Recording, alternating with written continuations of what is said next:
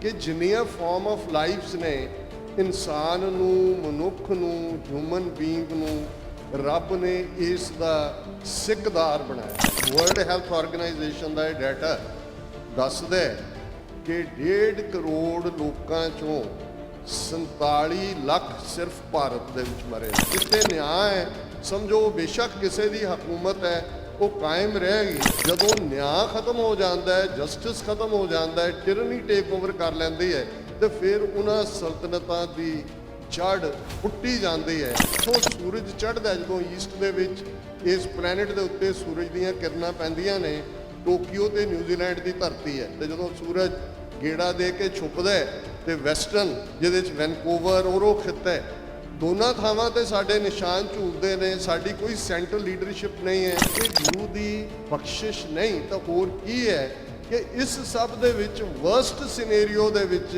सिखां दा बेस्ट सामने आउंदा है। हर्षवर्धन जिहड़ा हुण तां नहीं है मिनिस्टर, ये उस कोविड पीरियड च हेल्थ मिनिस्टर सी, खुद डॉक्टर, और वो पार्लीमेंट च खलो के कहंदा है कि साडे कोल कोई डाटा नहीं है कि एक भी बंदा जिहड़ा वो ऑक्सीजन की कमी नाल मरिया होए।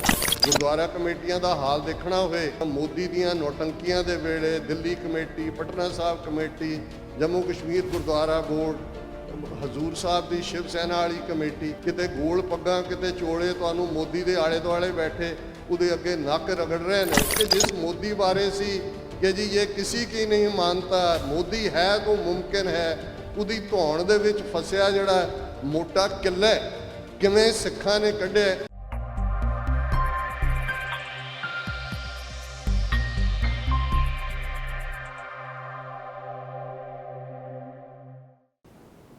बल छुटक्यो बंधन परै, कछु न होत उपाय, कहो नानक अब ओट हर, गज ज्यों हो सहाय। बल होआ बंधन छुटै, सब किछ होत उपाय, नानक सब किछ तुमरे हाथ में, तुम ही होत सहाय। वाहिगुरु जी का खालसा, वाहिगुरु जी की फतेह। साहिब श्री गुरु ग्रंथ साहिब जी की हजूरी में जुड़े बैठे सतगुरु जी का अपना आपा गुरु खालसा साध संगत जीओ, जिवें दस्सिया गया है अज का विशेष दीवान वीर जसवीर सिंह जी पुरी, जेड़े जदों तो मेरा डालस च आने पंथक सफ़ां दे विच मोरली कतार च हुंदे आ, हर जिम्मेवारी नूं सेवादार दे तौर ते निभांदे ने। चेहरे दे उत्ते हमेशा खेड़ा और सिक्खी दे उत्ते मुकम्मल विश्वास ते सांझे तौर ते एक टीम वांग काम करन दी भावना। और मेरे लिए ये खुशी वाली गल है, माण वाली गल है कि जिथे मैं इस दीवान हॉल च जिहड़ा कि एक जदों असीं निजी जिंदगी दे विच भी ट्रिबुलेशनस, टरमोइल्स, ट्रबल्स हुंदियां ने, कई बार सांझे तौर पर भी कई कुछ ऐसा हुंदा है जिस चों असीं गुजरते हैं समाजिक तौर पर, ते कई बार कुछ अणसुखावां वापरदे, जिवें तूफान के दौरान गुरुद्वारा साहब की इमारत नुकसानी गई, किन्ना समा बाहर दीवान सजदा रहा है, और अज पहली बार जदों ये नवीं इमारत तामीर हुई है, मैनू आप समूह सिख संगतां दे दर्शन करने का मौका मिल रहा है। बहुत बहुत बधाइयां। सतगुरु ने रहमत की कि उस ही स्थान नूं तुसीं बड़े खूबसूरत तरीके दे नाल एक होर वड्डा हॉल बना के गुरु घर, जिहड़े सचमुच ही जिथे असीं गुरु की गल करदे ते अक्सर पिछले दिनों भी जदों स्टेट ऑफ कनेटिकट ने 29 अप्रैल 1986 के खालिस्तान के ऐलाननामे नूं रैकगनाइज़ किया, उन्हां दी साइटेशन आई तो उन्हां दे वड्डे शहर न्यूयॉर्क दे विच जिहड़ा एड्रैस करते हैं उन्हां दे सारे नुमाइंदे मेयर और दूसरे सी। सो मैं उन्होंने भी एड्रैस करदे कहा कि जदों असी फतेह भी बुलाते हैं जां असी गुरु की गल करते हैं तो गुरु का मतलब ये है डिस्पैलर ऑफ द डार्कनेस, जिहड़ा हनेरे नूं खत्म करदा है, चानण दिंदा है।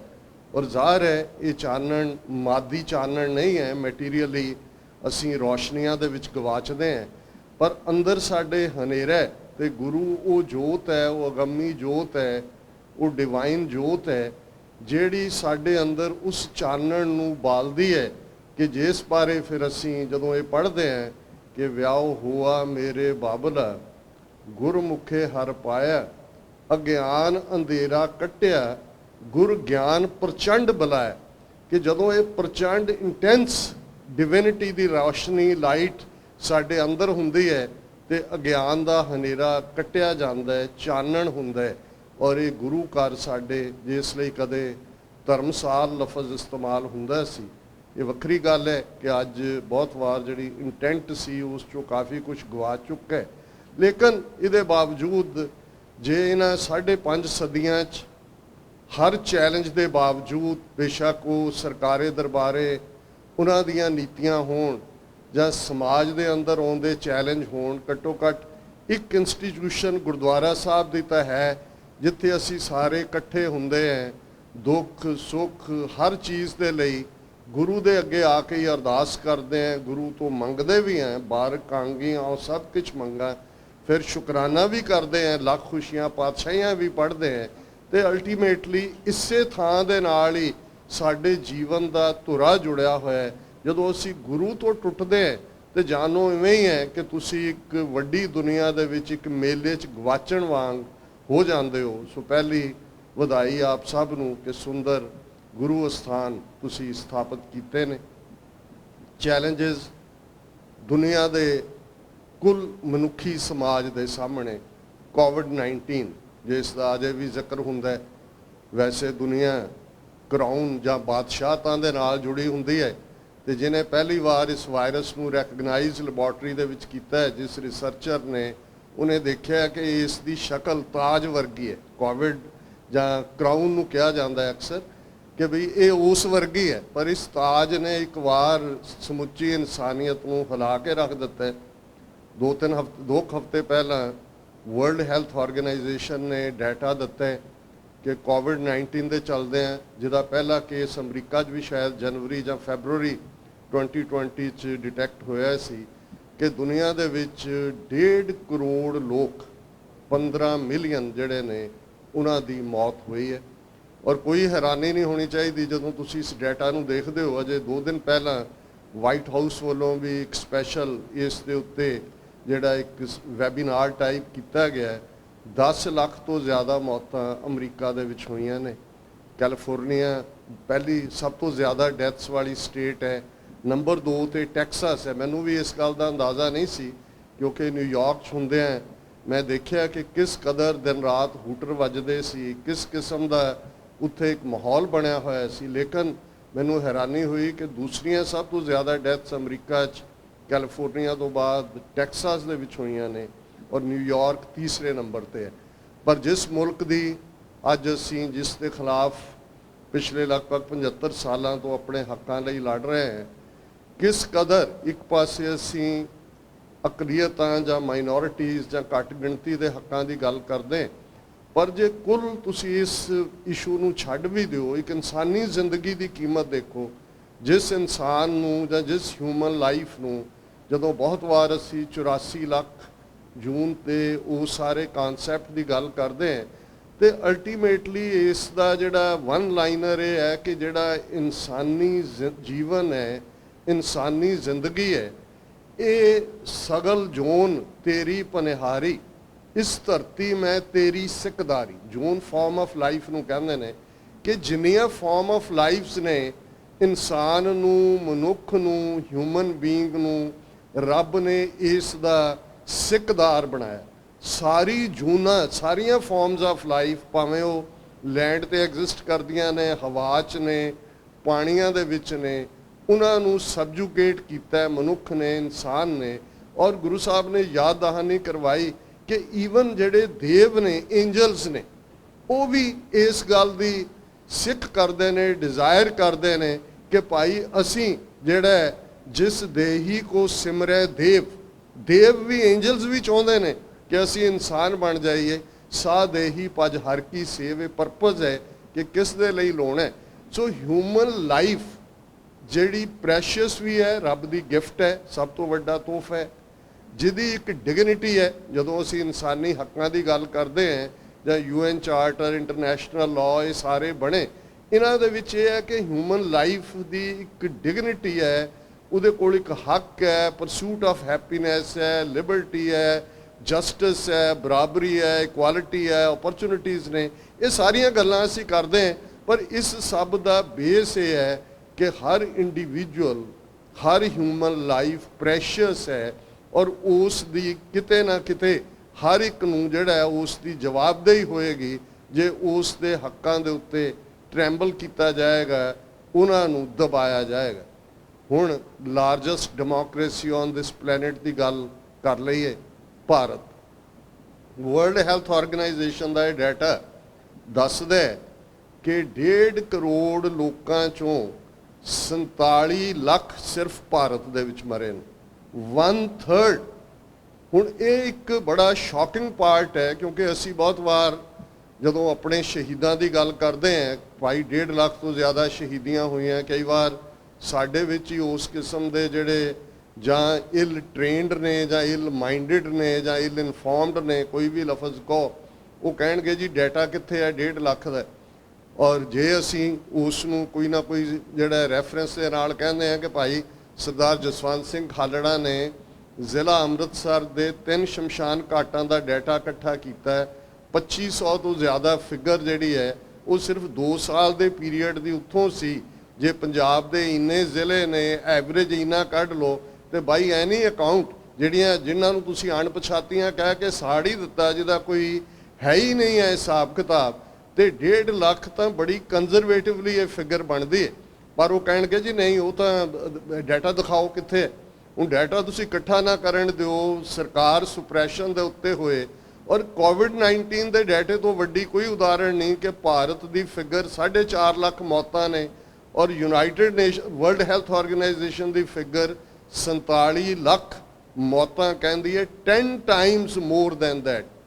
ਔਰ ਝੂਠ ਦਾ ਜੇ ਦੇਖਣਾ ਹੋਏ, ਬਹੁਤ ਵਾਰ ਅਸੀਂ ਜਦੋਂ ਕੂੜ ਫਿਰੈ ਪ੍ਰਧਾਨ ਵੇ ਲਾ ਲਓ ਇਹ ਤੁਕ ਦੁਹਰਾਉਂਦੇ, ਤਾਂ ਜ਼ਾਹਰ ਹੈ ਕਿ ਜਦੋਂ ਰਾਜ ਸ਼ਕਤੀਆਂ ਜਿਨ੍ਹਾਂ ਦੇ ਕੋਲ ਪਾਵਰ ਹੁੰਦੀ ਹੈ, ਉਹ ਜਿਸ ਕਿਸਮ ਦਾ ਨੈਰੇਟਿਵ ਬਣਾਉਂਦੀਆਂ ਨੇ, ਜਿਸ ਕਿਸਮ ਦਾ ਕੂੜ ਦਾ ਜਿਹੜਾ ਉਹ ਉਸ ਨੂੰ ਬਿਆਨਿਆ ਜਾਂਦਾ, ਉਹੀ ਬਿਆਨੀਆਂ ਅੱਗੇ ਚੱਲਦਾ। ਅਸੀਂ ਹਮੇਸ਼ਾ ਦੇਖਦੇ ਹਾਂ ਲਫ਼ਜ਼, ਅਸੀਂ ਪ੍ਰੋਪੇਗੈਂਡਾ ਵੀ ਦੇਖਦੇ ਹਾਂ, ਦੂਸਰਾ ਵੀ ਦੇਖਦੇ ਹਾਂ। ਪਰ ਜਿਨ੍ਹਾਂ ਦੇ ਕੋਲ ਪਾਵਰ ਹੁੰਦੀ ਹੈ, ਉਹ ਕਿਵੇਂ ਆਪਣੇ ਆਪ ਨੂੰ ਕੀ ਸਾਬਤ ਕਰਨਾ ਚਾਹੁੰਦੇ ਨੇ। ਹੁਣ ਜੇ ਅਸੀਂ ਪਹਿਲੀ ਸ਼ਹਾਦਤ ਸਿੱਖ ਇਤਿਹਾਸ ਦੀ, ਸ਼ਹੀਦ ਗੁਰੂ 5ਵੇਂ ਪਾਤਸ਼ਾਹ, ਸ਼ਹੀਦਾਂ ਦੇ ਸਰਤਾਜ ਗੁਰੂ ਅਰਜਨ ਸਾਹਿਬ, ਉਹਨਾਂ ਵੱਲ ਆਪਣੀਆਂ ਮਨ ਦੀਆਂ ਨਿਗਾਹਾਂ ਲਿਜਾਈਏ, ਤਾਂ ਫਿਰ ਇੱਕਦਮ ਤੌਜ਼ਕੇ ਜਹਾਂਗੀਰੀ, ਮੁਗਲਿਆ ਸਲਤਨਤ ਬਾਬਰ ਦੇ ਨਾਲ ਸਟੈਬਲਿਸ਼ ਹੁੰਦੀ ਹੈ।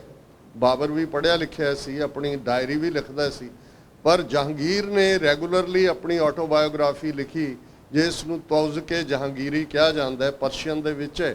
ਔਰ ਜਿਹੜਾ ਸਾਡਾ ਮੂਲ ਸੋਰਸ ਹੈ ਕੋਟ ਕਰਨ ਦਾ, ਜਦੋਂ ਅਸੀਂ ਗੁਰੂ ਅਰਜਨ ਸਾਹਿਬ ਦੀ ਸ਼ਹਾਦਤ ਦਾ ਜ਼ਿਕਰ ਕਰਦੇ, ਸੋ ਜਹਾਂਗੀਰ ਨੇ ਗੁਰੂ ਅਰਜਨ ਸਾਹਿਬ ਦੀ ਸ਼ਹਾਦਤ ਨੂੰ ਬਿਆਨਦਿਆਂ ਜਿਹੜਾ ਉਹਦਾ ਰੀਜ਼ਨ, ਉਹਦੀ ਆਪਣੀ ਜਿਹੜੀ ਕਨਸੈਪਸ਼ਨ, ਜਾਂ ਜੋ ਉਸ ਵੇਲੇ ਦੇ ਮੁੱਲਾ ਮੌਲਾਣਿਆਂ ਨੇ, ਸ਼ੇਖ ਅਹਿਮਦ ਸਰਹੰਦੀ, ਜਾਂ ਜਿਨ੍ਹਾਂ ਦਾ ਜ਼ਿਕਰ ਸਾਡੇ ਸਕਾਲਰ ਡਾਕਟਰ ਗੰਡਾ ਸਿੰਘ ਜਾਂ ਸਰ ਕਪੂਰ ਸਿੰਘ ਆਦਿ ਕਰਦੇ ਨੇ, ਉਹਦੇ ਵਿੱਚ ਜਿਹੜਾ ਮੈਂ ਫੋਕਸ ਕਰਨਾ ਚਾਹੁੰਦਾ ਉਹ ਇਹ ਕਹਿੰਦਾ ਹੈ ਕਿ ਵੀ ਇਹ ਜਿਹੜੀ ਇਹਨਾਂ ਦੀ ਦੁਕਾਨ ਹੈ, ਦੁਕਾਨੇ ਬਾਤਿਲ, ਇਹ ਲਫ਼ਜ਼ ਫਾਰਸੀ ਦੇ ਨੇ, ਝੂਠ ਦੀ ਦੁਕਾਨ, ਜਿਹੜੀ 3-4 ਪੀੜ੍ਹੀਆਂ ਤੋਂ ਬੜੀ ਗਰਮ ਸੀ, ਗੁਰੂ ਨਾਨਕ ਸਾਹਿਬ ਤੋਂ ਕਰਕੇ ਔਰ ਗੁਰੂ ਅਰਜਨ ਸਾਹਿਬ ਤੱਕ ਉਹ ਪਹੁੰਚਦਾ ਹੈ। ਤੇ ਮੇਰੀ ਇਹ ਚਿਰਾਂ ਦੀ ਤਮੰਨਾ ਸੀ ਕਿ ਜਾਂ ਇਸ ਦੁਕਾਨੇ ਬਾਤਲ ਨੂੰ ਬੰਦ ਕਰਦੇ ਆ, ਜਾਂ ਗੁਰੂ ਅਰਜਨ ਨੂੰ ਇਸਲਾਮ ਦੇ ਘੇਰੇ 'ਚ ਲੈ ਆਵਾਂ। ਅੱਗੇ ਕਹਾਣੀ ਉਹ ਆਪਣਾ ਜੋ ਵੀ ਨੈਰੇਟਿਵ ਉਸ ਵੇਲੇ ਖੁਸਰੋ ਦੇ ਨਾਲ ਜੋੜ ਕੇ ਉਹਦੇ ਮੁੰਡੇ ਦੇ, ਉਹ ਸਾਰਾ ਉਹਨੂੰ ਬਿਆਨਦਾ। ਹੁਣ ਜ਼ਾਹਰ ਹੈ ਕਿ ਇਹਨੂੰ ਜਦੋਂ ਅੱਜ ਅਸੀਂ ਦੁਨੀਆ ਦੇ ਵਿੱਚ ਨੈਰੇਟਿਵ ਦੇਖ ਰਹੇ ਹਾਂ, ਇਹ ਸੋ ਕਾਲਡ ਲਾਰਜੈਸਟ ਡੈਮੋਕ੍ਰੇਸੀ ਦਾ, ਜਾਂ ਅਸੀਂ ਜ਼ਿਕਰ ਕਰਾਂਗੇ ਜਿਹੜਾ ਇਸ ਵੇਲੇ ਦੂਸਰਾ ਵੱਡਾ ਕ੍ਰਾਈਸਿਸ ਕੋਵਿਡ-19 ਦਾ ਅਜੇ ਕਹਿਰ ਮੁੱਕਿਆ ਨਹੀਂ ਸੀ, ਤੇ ਰਸ਼ੀਆ ਯੂਕਰੇਨ ਦੇ ਉੱਤੇ ਹਮਲਾਵਰ ਹੁੰਦਾ, ਔਰ ਪਿਛਲੇ ਲਗਭਗ 2.5 ਮਹੀਨੇ ਦੇ ਅੰਦਰ 11 ਮਿਲੀਅਨ ਤੋਂ ਜ਼ਿਆਦਾ ਯੂਕਰੇਨੀਅਨ ਜਿਹੜੇ ਨੇ ਉਹ ਘਰੋਂ ਬੇਘਰ ਹੁੰਦੇ ਨੇ। ਡੈਥਸ ਦਾ ਪਤਾ ਨਹੀਂ ਹੈ ਕਿ ਦੋਨੋਂ ਪਾਸੇ ਇੱਕ ਫਾਲਸ ਨੈਰੇਟਿਵ ਚੱਲ ਰਿਹਾ, ਇੱਕ ਪਾਸੇ ਵੈਸਟਰਨ ਮੀਡੀਆ ਹੈ ਜੇ ਇਸ ਨੂੰ ਜ਼ਾਹਰ ਹੈ ਅਸੀਂ ਫੋਲੋ ਕਰਦੇ ਹਾਂ, ਦੂਸਰੇ ਪਾਸੇ ਪੁਤਿਨ ਜਾਂ ਰਸ਼ੀਅਨ ਦਾ ਮੀਡੀਆ ਹੈ। ਸੋ ਇੱਕ ਗੱਲ ਦਾ ਧਿਆਨ ਰਹੇ, ਜਦੋਂ ਅਸੀਂ ਟਰੂਥ ਦੀ ਗੱਲ ਕਰਦੇ ਹਾਂ, ਸੱਚ ਤੱਕ ਪਹੁੰਚਣ ਦੀ ਗੱਲ ਕਰਦੇ ਹਾਂ, ਇੱਕ ਅਲਟੀਮੇਟ ਟਰੂਥ ਹੈ, ਉਹ ਤਾਂ ਰੱਬ ਹੈ, ਉਸ ਤੋਂ ਵੱਡਾ ਕੋਈ ਨਹੀਂ ਹੈ। ਔਰ ਜਦੋਂ ਅਸੀਂ ਈਵਨ ਜਸਟਿਸ ਦੀ ਗੱਲ ਵੀ ਕਰਦੇ ਹਾਂ, ਦੁਨੀਆ 'ਚ ਕਿਸੇ ਵੀ ਨਿਜ਼ਾਮ ਦੇ ਲਈ, ਕਿਸੇ ਵੀ ਸਿਸਟਮ ਦੇ ਲਈ ਅਦਲ, ਜਸਟਿਸ, ਇਹ ਸਭ ਤੋਂ ਇੰਪੋਰਟੈਂਟ ਹੁੰਦਾ। ਜਿੱਥੇ ਨਿਆਂ ਹੈ, ਸਮਝੋ ਬੇਸ਼ੱਕ ਕਿਸੇ ਦੀ ਹਕੂਮਤ ਹੈ, ਉਹ ਕਾਇਮ ਰਹੇਗੀ। ਜਦੋਂ ਨਿਆਂ ਖਤਮ ਹੋ ਜਾਂਦਾ ਹੈ, ਜਸਟਿਸ ਖਤਮ ਹੋ ਜਾਂਦਾ ਹੈ, ਟਿਰਨੀ ਟੇਕ ਓਵਰ ਕਰ ਲੈਂਦੀ ਹੈ, ਤੇ ਫਿਰ ਉਹਨਾਂ ਸਲਤਨਤਾਂ ਦੀ ਜੜ ਪੁੱਟੀ ਜਾਂਦੀ ਹੈ। ਫਿਰ ਅਕਾਲ ਪੁਰਖ ਦੇ ਜਿਹੜੇ ਭਾਣੇ ਦੇ ਅੰਦਰ ਆਪੇ ਦੋਸ਼ ਨਾ ਦੇਈ ਕਰਤਾ ਜੰਮ ਕਰ ਮੁਗਲ ਚੜਾਇਆ, ਕਿ ਕਿਹਨੂੰ ਢਾਣ ਦੇ ਲਈ ਫਿਰ ਕਿਹੜਾ ਜੰਮ ਬਣ ਕੇ ਆ ਜਾਂਦਾ ਹੈ। ਇਹ ਅਕਾਲ ਪੁਰਖ ਦਾ ਇੱਕ ਆਪਣਾ ਜਸਟਿਸ ਸਿਸਟਮ ਹੈ। ਪਰ ਦੁਨੀਆ ਦੇ ਅੰਦਰ ਬਹੁਤ ਵਾਰ ਇਹ ਅਲਟੀਮੇਟ ਟਰੂਥ ਤੋਂ ਜਿਹੜੇ ਦੂਰ ਹੁੰਦੇ ਚਲੇ ਜਾਂਦੇ ਨੇ, ਉਹਨਾਂ ਨੂੰ ਲੱਗਦਾ ਹੈ ਕਿ ਅਸੀਂ ਆਪਣੀ ਤਾਕਤ ਦੇ ਜ਼ੋਰ ਨਾਲ, ਉਹ ਬੇਸ਼ੱਕ ਸਿਆਸੀ ਪਾਵਰ ਹੈ, ਬੇਸ਼ੱਕ ਉਹ ਕਿਸੇ ਕਿਸਮ ਦੀ ਧਨ ਦੀ ਤਾਕਤ ਹੈ। ਅੱਜ ਅਸੀਂ ਦੇਖਦੇ ਹਾਂ ਧਨ ਦੀ ਕਿੰਨੀ ਵੱਡੀ ਤਾਕਤ ਹੈ। TV 84 ਅਸੀਂ ਪਿਛਲੇ ਲਗਭਗ 10 ਸਾਲ ਤੋਂ ਰਨ ਕਰ ਰਹੇ ਹਾਂ, ਬੜੇ ਐਡਵਰਸ ਸਰਕਮਸਟੈਂਸਿਸ 'ਚ ਵੀ। ਔਰ ਕਈ ਵਾਰ ਇਸ ਗੱਲ ਵੱਲ ਵੀ ਧਿਆਨ ਜਾਂਦਾ ਹੈ ਕਿ ਇੱਕ ਪਾਸੇ ਅੱਜ ਤੁਸੀਂ IP ਬਾਕਸ ਤੇ ਜਾਓ, 300 ਤੋਂ ਜ਼ਿਆਦਾ ਪੰਜਾਬੀ ਚੈਨਲ ਨੇ, 300+, ਲਿਟਰਲੀ ਸਵੇਰ ਤੋਂ ਸ਼ਾਮ ਤੱਕ ਚੱਲ ਰਹੇ ਨੇ। ਹੁਣ ਇੱਕ ਜਿਨ੍ਹਾਂ ਦੇ ਪਿੱਛੇ ਕਿਤੇ ਹਕੂਮਤ ਹੈ, ਕਿਤੇ ਐਂਟਰਟੇਨਮੈਂਟ ਦੇ ਨਾਂ ਥੱਲੇ ਲੁੱਟ ਖਸੁੱਟ ਹੈ, ਕਿਤੇ ਬਾਬਾ ਕਲਚਰ ਹੈ, ਜੰਤਰੀ ਮੰਤਰੀ ਤੰਤਰੀ, ਉਹ ਸਾਰਾ ਦਿਨ ਉਹਨਾਂ ਨੇ ਸਾਡੀਆਂ ਬੀਬੀਆਂ ਨੂੰ ਉਲਝਾਇਆ ਹੋਇਆ। ਕੋਈ ਕਾਲਾ ਇਲਮ ਹੈ, ਕੋਈ ਜੋਤਿਸ਼ ਹੈ, ਹੁਣ ਤਾਂ ਇੱਕ ਉਹ ਵਸਤੂ ਸ਼ਾਸਤਰ ਦੇ ਨਾਂ ਥੱਲੇ ਚੰਗੇ ਭਲੇ ਘਰ ਤੁੜਵਾ ਕੇ ਨਵੇਂ ਬਣਾਉਣ ਦੀ ਲਾਈਨ, ਔਰ ਕਿਸ ਕਿਸਮ ਦਾ ਸਾਰਾ ਪਾਰਟ, ਉਹਦੀ ਮੈਂ ਡੀਟੇਲ 'ਚ ਨਹੀਂ ਜਾਵਾਂਗਾ। ਪਰ ਜੇ ਅਸੀਂ ਨੰਗੇ ਧੜ ਇਸ ਪਾਸੇ ਤੁਰੇ, ਤੇ ਸਾਨੂੰ ਪਤਾ ਸੀ ਕਿ ਜਦੋਂ ਤੁਸੀਂ ਦੁਕਾਨੇ ਬਾਤਲ ਕਹਿਣ ਵਾਲਿਆਂ ਦੇ ਨਾਲ, ਜਿਹੜੇ ਖੁਦ ਝੂਠ ਦੇ ਉੱਤੇ ਮਬਨੀ ਹੁੰਦੇ ਹੋ, ਟੱਕਰ ਲੈਂਦੇ ਹੋ, ਤਾਂ ਤੁਹਾਡਾ ਇੱਕੋ ਇੱਕ ਕਿਲਾ ਹੁੰਦਾ, ਤੁਹਾਡਾ ਇੱਕੋ ਇੱਕ ਹਥਿਆਰ ਹੁੰਦਾ, ਤੁਹਾਡਾ ਇੱਕੋ ਇੱਕ ਤਕੀਆ ਹੁੰਦਾ, ਤੁਹਾਡਾ ਇੱਕੋ ਇੱਕ ਮਾਣ ਹੁੰਦਾ। ਔਰ ਸਾਡਾ ਮਾਣ ਹਮੇਸ਼ਾ ਇਹ ਹੈ ਕਿ ਨਾਨਕ ਰਾਜ ਚਲਾਇਆ ਸੱਚ ਕੋਟ ਸਤਾਣੀ ਨੀਮ ਦੇ, ਕਿ ਇਹ ਜਿਹੜਾ ਗੁਰੂ ਨਾਨਕ ਸਾਹਿਬ ਨੇ ਇਸ ਧਰਤੀ ਦੇ ਉੱਤੇ ਆ ਕੇ ਜਿਨ੍ਹਾਂ ਵੈਲਿਊਜ਼ ਦੇ ਉੱਤੇ ਇਸ ਸਾਰੀ ਰਾਜ ਸੱਤਾ ਨੂੰ ਖੜਾ ਕੀਤਾ। ਰਾਜ ਕੱਲਾ ਸਿਆਸੀ ਨਹੀਂ ਹੁੰਦਾ, ਇਹ ਤੁਹਾਡਾ ਇੱਕ ਓਵਰਆਲ ਹੈ ਕਿ ਭਾਈ ਉਹ ਵੈਲਿਊ ਸਿਸਟਮ ਜਿਹੜਾ ਗੁਰੂ ਨਾਨਕ ਸਾਹਿਬ ਨੇ ਐਸਟੈਬਲਿਸ਼ ਕੀਤਾ, ਨਾਨਕ ਰਾਜ ਚਲਾਇਆ ਸੱਚ ਕੋਟ, ਉਹਦਾ ਕਿਲਾ ਸੱਚ ਦਾ, ਕਿਉਂਕਿ ਅਲਟੀਮੇਟਲੀ ਸਾਰੀ ਜ਼ਿੰਦਗੀ ਦਾ ਕਰਕਸ ਸੱਚ ਹੈ। ਜਦੋਂ ਅਸੀਂ ਰੋਜ਼ਾਨਾ ਆਪਣੇ ਨਿਤਨੇਮ 'ਚ ਇਸ ਤੁਕ ਨੂੰ ਦੁਹਰਾਉਂਦੇ ਕਿ ਕਿਵ ਸਚਿਆਰਾ ਹੋਈ ਹੈ, ਕਿਵ ਕੂੜਾ ਟੁੱਟੈ ਪਾਲ, ਉਸ ਤੋਂ ਪਹਿਲਾਂ ਅਕਾਲ ਪੁਰਖ ਦੀਆਂ ਖੂਬੀਆਂ ਬਿਆਨੀਆਂ ਜਾ ਚੁੱਕੀਆਂ ਨੇ। ਉਹ ਸੱਚਾ ਹੈ, ਉਹ ਕ੍ਰੀਏਟਰ ਹੈ, ਉਹ ਨਿਰਭਉ ਹੈ, ਨਿਰਵੈਰ ਹੈ, ਉਹਦੀ ਕੋਈ ਮੂਰਤ ਨਹੀਂ ਹੈ, ਉਹ ਕਿਸੇ ਜੂਨ 'ਚ ਨਹੀਂ ਆਉਂਦਾ, ਉਹ ਸੈਲਫ ਇਲੂਮੀਨੇਟਿਡ ਹੈ, ਉਹ ਗੁਰੂ ਦੀ ਬਖਸ਼ਿਸ਼ ਦੇ ਨਾਲ ਮਿਲਦਾ, ਉਹ ਪਹਿਲਾਂ ਵੀ ਸੀ, ਅੱਜ ਵੀ ਹੈ, ਕੱਲ੍ਹ ਨੂੰ ਵੀ ਰਹੇਗਾ। ਹੁਣ ਇਹ ਅਕਾਲ ਪੁਰਖ ਦੇ ਸਾਹਮਣੇ ਫਿਰ ਅਸੀਂ ਆਪਣੇ ਆਪ ਨੂੰ ਪੁੱਛਦੇ ਹਾਂ ਕਿ ਮੇਰਾ ਵੀ ਜੀਵਨ ਦਾ ਇੱਕ ਮਕਸਦ ਹੈ, ਮਨ ਤੂੰ ਜੋਤ ਸਰੂਪ ਹੈ, ਆਪਣਾ ਮੂਲ ਪਛਾਣ। ਤੇ ਉਹ ਮਕਸਦ ਉਸ ਜੀਵਨ ਨੂੰ ਜਿਹੜਾ ਗੁਰੂ ਨੇ ਸਾਨੂੰ ਬਖਸ਼ਿਆ, ਜਿਹੜੀ ਅਨਮੋਲ ਮਨੁੱਖਾ ਜੀਵਨ ਸਾਨੂੰ ਮਿਲਿਆ, ਕਿ ਕਿਵੇਂ ਅਸੀਂ ਸਚਿਆਰੇ ਹੋਣਾ, ਕਿਵੇਂ ਝੂਠ ਦੀ ਕੰਧ ਨੂੰ ਤੋੜਨਾ। ਬੇਸ਼ੱਕ ਜਵਾਬ ਵੀ ਨਾਲ ਹੈ, ਹੁਕਮ 'ਚ ਜਿਉਣਾ, ਰਜਾਈ ਉਹਦੀ ਰਜ਼ਾ ਦੇ ਸਾਹਮਣੇ ਆਪਣੇ ਆਪ ਨੂੰ ਰੱਖ ਦੇਣਾ। ਪਰ ਇਹ ਜਿਹੜਾ ਰਸਤਾ ਹੈ ਸੱਤ ਦਾ, ਜਿਸ ਰਸਤੇ ਤੇ ਖਲੋਣਾ, ਕਿਉਂਕਿ ਕਿਲਾ ਨਾਨਕ ਰਾਜ ਚਲਾਇਆ ਸੱਚ ਕੋਟ, ਇਹ ਕਿਲਾ ਵੀ ਸੱਚ ਦਾ ਜਿਹੜਾ ਤੁਹਾਨੂੰ ਮਹਿਫੂਜ਼ ਰੱਖਦਾ। ਇਸ ਗੱਲ ਦਾ ਧਿਆਨ ਰਹੇ। ਬਹੁਤ ਵਾਰ ਬੇਸ਼ੱਕ ਸ਼ਬਦਾਂ ਦੀ ਕੀ ਅਹਿਮੀਅਤ ਹੁੰਦੀ ਹੈ, ਉਸ ਤੋਂ ਅਸੀਂ ਬਹੁਤੀ ਵਾਰੀ ਬਾਖਬਰ ਨਹੀਂ ਹੁੰਦੇ। ਜਦੋਂ ਲਫ਼ਜ਼ ਕੇਸਗੜ੍ਹ ਤੁਸੀਂ ਪੜ੍ਹਦੇ ਹੋ, ਦੇਖਦੇ ਹੋ, ਅਸੀਂ ਤਖਤਾਂ ਦਾ ਵੇਰਵਾ ਕਰਦੇ ਹਾਂ, 5 ਤਖਤ ਸ੍ਰੀ ਕੇਸਗੜ੍ਹ ਸਾਹਿਬ ਦਾ ਜ਼ਿਕਰ ਹੁੰਦਾ ਹੈ। ਹੁਣ ਗੜ੍ਹ ਜ਼ਾਹਰ ਹੈ, ਫੋਰਟ ਹੈ, ਕਿਲ੍ਹਾ ਹੈ। ਫਤਿਹ ਜਦੋਂ ਗੜ੍ਹ ਅਸੀਂ ਕਹਿੰਦੇ ਹਾਂ, ਵਿਕਟਰੀ ਦੀ ਗੱਲ ਹੈ। ਔਰ ਅੱਜ ਦਾ ਦਿਨ 14 ਮਈ ਦਾ ਇੱਕ ਬੜੀ ਅਹਿਮੀਅਤ ਵਾਲਾ ਦਿਨ ਵੀ ਹੈ। ਅੱਜ ਉਹ ਦਿਨ ਹੈ 14 ਮਈ 1710 ਦਾ। ਲਗਭਗ ਤੁਸੀਂ ਇਸ ਨੂੰ 312 ਸਾਲ ਪਹਿਲਾਂ ਜਾ ਕੇ ਦੇਖੋ ਜਿੱਦਣ 2 ਦਿਨ ਪਹਿਲਾਂ 12 ਮਈ 1710 ਨੂੰ ਚੱਪੜਚਿੜੀ ਦੇ ਮੈਦਾਨ ਦੇ ਵਿੱਚ 8 ਸਦੀਆਂ ਦਾ ਇਤਿਹਾਸ ਬਦਲਿਆ ਜਾਂਦਾ ਹੈ। ਕਿਵੇਂ ਵਜ਼ੀਰ ਖਾਨ ਦੀ ਫੌਜ ਨੂੰ, ਕਿਵੇਂ ਸਿੱਖਾਂ ਦੇ ਨਾਲ ਉਹ ਜਿਹੜੀ ਫੈਸਲਾਕੁਨ ਜੰਗ ਹੈ ਜਿਹਨੇ ਉਸ ਧਰਤੀ ਦੇ ਖਮੀਰ ਨੂੰ ਫਿਰ ਬਦਲ ਕੇ ਰੱਖਿਆ। ਅਗਲਾ ਦਿਨ ਸਿੱਖ ਚੱਪੜਚਿੜੀ ਤੋਂ ਮਾਰਚ ਸਰਹੰਦ ਵੱਲ ਕਰਦੇ ਨੇ, ਕਿਲੇ ਦੇ ਦਰਵਾਜ਼ੇ ਬੰਦ ਨੇ, ਗਹਿ ਗੱਚ ਲੜਾਈ ਹੁੰਦੀ ਹੈ। ਤੇ ਅੱਜ ਦਾ ਦਿਨ ਹੈ ਜਦੋਂ ਉਹ ਇੱਕ ਪਾਸੇ ਦੁਕਾਨੇ ਬਾਤਲ ਵਾਲੇ ਦਿੱਲੀ 'ਚ ਹਾਕਮ ਬੈਠੇ ਸੀ, ਇੱਕ ਉਹਨਾਂ ਦਾ ਸੂਬਾ ਸਰਹੰਦ, ਪੰਜਾਬ ਦੇ 2 ਵੱਡੇ ਸੂਬੇ ਜਿਨ੍ਹਾਂ ਥੱਲੇ ਪੰਜਾਬ ਗਵਰਨ ਹੁੰਦਾ ਸੀ, ਸੂਬਾ ਲਾਹੌਰ, ਸੂਬਾ ਸਰਹਿੰਦ, ਹਿੰਦੁਸਤਾਨ ਦਾ ਸਿਰ। ਔਰ ਉਹ ਸਰਹੰਦ ਜਿੱਥੋਂ ਹੁਕਮ ਨਿਕਲੇ, ਜਿੱਥੋਂ ਗ੍ਰਿਫਤਾਰੀਆਂ ਹੋਈਆਂ, ਜਿਸ ਸਰਹੰਦ ਦੇ ਵਿੱਚ ਛੋਟੇ ਸਾਹਿਬਜ਼ਾਦਿਆਂ ਦੀ ਸ਼ਹਾਦਤ ਹੋਈ, ਮਾਤਾ ਗੁਜਰੀ ਜੀ ਦੀ ਸ਼ਹਾਦਤ ਹੋਈ, ਜਿੱਥੋਂ ਜ਼ੁਲਮ ਦੇ ਹੁਕਮਨਾਮੇ ਪਰਵਾਨੇ ਨਿਕਲਦੇ ਸਨ, ਅੱਜ ਦੇ ਦਿਨ ਉਸ ਸਰਹੰਦ ਦੇ ਉੱਤੇ ਕੇਸਰੀ ਪਰਚਮ 312 ਸਾਲ ਪਹਿਲਾਂ ਝੂਲਿਆ ਸੀ। ਫਤਿਹਗੜ੍ਹ ਸਾਹਿਬ ਦੇ ਮੁਕਾਮ ਦੇ ਉੱਤੇ ਆ ਕੇ ਖਾਲਸੇ ਨੇ, ਔਰ ਜਦੋਂ ਅਸੀਂ ਰਾਜ ਸੱਤਾ ਦੀ ਗੱਲ ਕਰਦੇ ਹਾਂ, ਇਹ ਕਿਸੇ ਦੇ ਹੱਕਾਂ ਦੇ ਖੋਹਣ ਦੀ ਗੱਲ ਨਹੀਂ ਹੁੰਦੀ, ਇਹ ਆਪਣੇ ਹੱਕਾਂ ਨੂੰ ਲੈਣ ਦੀ ਗੱਲ ਹੁੰਦੀ ਹੈ। ਤੇ ਜਦੋਂ ਤੁਸੀਂ ਆਪਣੇ ਹੱਕ ਲੈਂਦੇ ਹੋ, ਤੁਸੀਂ ਮਹਿਫੂਜ਼ ਹੁੰਦੇ ਹੋ। ਜਦੋਂ ਗੁਰੂ ਸਾਹਿਬ ਇਹ ਯਾਦ ਦਹਾਨੀ ਕਰਵਾਉਂਦੇ ਨੇ ਕਿ ਜਿਸ ਦਾ ਸਾਹਿਬ ਭੁੱਖਾ ਨੰਗਾ ਹੋਏ ਤਿਸ ਦਾ ਨਫਰ ਕਿੱਥੋਂ ਰੱਜ ਖਾਏ। ਨਫਰ ਨੌਕਰ ਨੂੰ ਕਹਿੰਦੇ ਨੇ ਕਿ ਜਿਹਦਾ ਸਾਹਿਬ ਭੁੱਖਾ ਨੰਗਾ, ਜਿਹਦੇ ਕੋਲ ਹੈ ਹੀ ਕੁਛ ਨਹੀਂ, ਆਪਣੇ ਖਾਣ ਨੂੰ ਜਿਹਦੇ ਪੱਲੇ ਕੁਛ ਨਹੀਂ, ਉਹਦਾ ਨੌਕਰ ਕਿੱਥੋਂ ਰੱਜ ਕੇ ਖਾਏਗਾ। ਜਦੋਂ ਅਸੀਂ ਸਿਆਸੀ ਤਾਕਤ ਦੀ ਗੱਲ ਕਰਦੇ ਹਾਂ, ਫਿਰ ਇਹਦੇ ਨਾਲ ਕਿਵੇਂ ਇਕਨੋਮਿਕਲ ਪ੍ਰੋਸਪੈਰਿਟੀ ਜੁੜੀ ਹੋਈ ਹੈ, ਇਹਦੇ ਨਾਲ ਕਿਵੇਂ ਆਰਥਿਕ ਖੁਸ਼ਹਾਲੀ ਜੁੜੀ ਹੋਈ ਹੈ।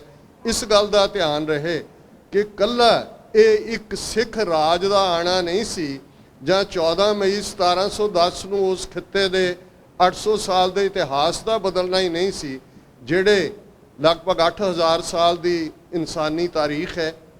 ਬੇਸ਼ੱਕ ਮਨੁੱਖ ਨੂੰ ਸਿਵਲਾਈਜੇਸ਼ਨ ਤੱਕ ਪਹੁੰਚਦੇ ਆ ਬਿਲੀਅਨਸ ਆਫ ਈਅਰਸ ਲੱਗੇ ਨੇ, ਪਰ ਜਿਹੜੇ ਹਿਸਟਰੀ ਦੇ ਸਟੂਡੈਂਟ ਨੇ ਉਹ ਜਾਣਦੇ ਨੇ ਕਿ ਜਦੋਂ ਅਸੀਂ ਲੈਂਡ ਰਿਫਾਰਮ ਦੇ ਹਵਾਲੇ ਨਾਲ ਗੱਲ ਕਰਦੇ, ਪਹਿਲਾ ਕਿੱਤਾ ਬੇਸ਼ੱਕ ਮਵੇਸ਼ੀ ਪਾਲਣਾ ਸੀ, ਫਿਰ ਜਦੋਂ ਸੈਟਲ ਹੋਏ ਸਿਵਲਾਈਜੇਸ਼ਨ ਤਾਂ ਉਦੋਂ ਹੀ ਬਣਦੀਆਂ ਨੇ ਜਦੋਂ ਤੁਸੀਂ ਦਰਿਆਵਾਂ ਦੇ ਕੰਢੇ ਬੈਠ ਗਏ, ਖੇਤੀਬਾੜੀ ਦਾ ਸਿਲਸਿਲਾ ਸ਼ੁਰੂ ਹੋਇਆ।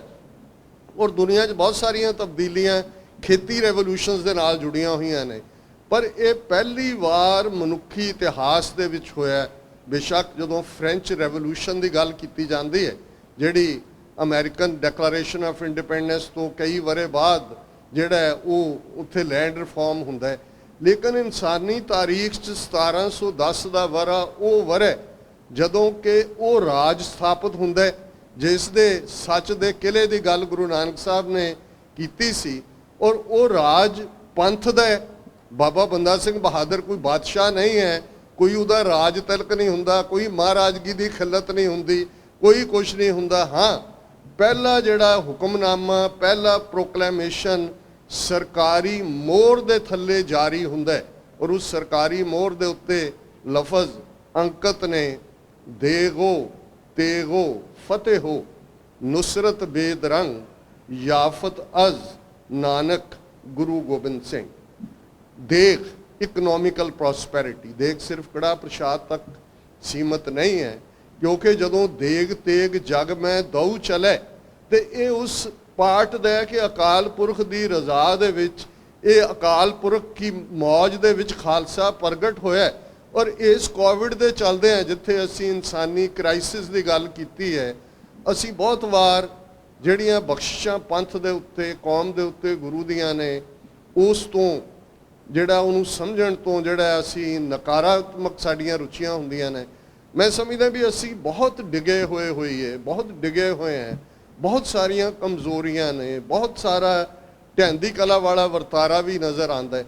ਕੋਵਿਡ-19 ਦੁਨੀਆ ਕ੍ਰਾਈਸਿਸ ਦੇ ਵਿੱਚ ਹੈ, ਰਿਸ਼ਤੇਦਾਰਾਂ ਨੂੰ ਰਿਸ਼ਤੇਦਾਰ ਛੱਡ ਕੇ ਦੌੜ ਰਹੇ ਨੇ, ਡੈੱਡ ਬਾਡੀਜ਼ ਘਰਾਂ ਦੇ ਵਿੱਚ ਪਈਆਂ, ਕੋਈ ਨਹੀਂ ਕਰ ਰਿਹਾ। ਤੇ ਗੁਰੂ ਕਾ ਖਾਲਸਾ ਦੁਨੀਆ ਭਰ ਦੇ ਵਿੱਚ ਜਿੱਥੋਂ ਸੂਰਜ ਚੜ੍ਹਦਾ, ਜਦੋਂ ਈਸਟ ਦੇ ਵਿੱਚ ਇਸ ਪਲੈਨਟ ਦੇ ਉੱਤੇ ਸੂਰਜ ਦੀਆਂ ਕਿਰਨਾਂ ਪੈਂਦੀਆਂ ਨੇ, ਟੋਕੀਓ ਤੇ ਨਿਊਜ਼ੀਲੈਂਡ ਦੀ ਧਰਤੀ ਹੈ, ਤੇ ਜਦੋਂ ਸੂਰਜ ਗੇੜਾ ਦੇ ਕੇ ਛੁਪਦਾ ਤੇ ਵੈਸਟਰਨ ਜਿਹਦੇ 'ਚ ਵੈਨਕੂਵਰ ਔਰ ਉਹ ਖਿੱਤਾ ਹੈ, ਦੋਨਾਂ ਥਾਵਾਂ ਤੇ ਸਾਡੇ ਨਿਸ਼ਾਨ ਝੂਲਦੇ ਨੇ। ਸਾਡੀ ਕੋਈ ਸੈਂਟਰ ਲੀਡਰਸ਼ਿਪ ਨਹੀਂ ਹੈ, ਕੋਈ ਕਿਸੇ ਨੂੰ ਦੱਸਣ ਨਹੀਂ ਗਿਆ ਕੀ ਕਰਨਾ ਹੈ ਕੀ ਨਹੀਂ ਕਰਨਾ।